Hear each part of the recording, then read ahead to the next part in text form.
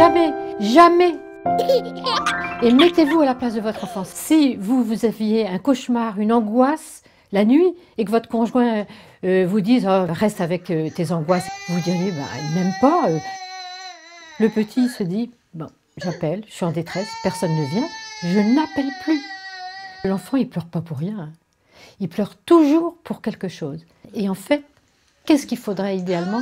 Que les parents comprennent ce que dit l'enfant, ce qu'il exprime, et répondent à ses besoins. Quand on ne répond pas aux besoins profonds de l'enfant, le cerveau ne va pas bien maturer. Et donc l'enfant va développer des troubles du comportement. Quand il pleure, c'est un appel au secours. Et quand il n'est pas entendu, eh bien, il y a une structure cérébrale qu'on appelle l'amygdale cérébrale, dans ce cas-là, qui va s'activer et qui va sécréter des molécules de stress. Et le cortisol, quand il est sécrété en trop grande quantité et de façon prolongée, il va être très très très nocif pour un cerveau qui est très fragile et très immature.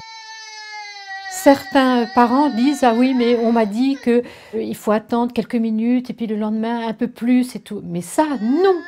L'enfant a absolument besoin d'avoir confiance en ses parents. Je suis en détresse, j'appelle, oui, il y a quelqu'un qui vient. Et pas au bout d'une demi-heure, une heure. Non, il faut y aller le plus vite possible. Quand on répond aux besoins de l'enfant et à ses émotions, l'enfant va être en confiance avec ses parents, donc il va exprimer ses tristesses, ses peurs et ses colères.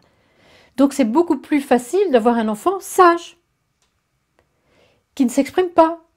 Exprimer ce qu'on ressent, c'est un signe de bonne santé psychique.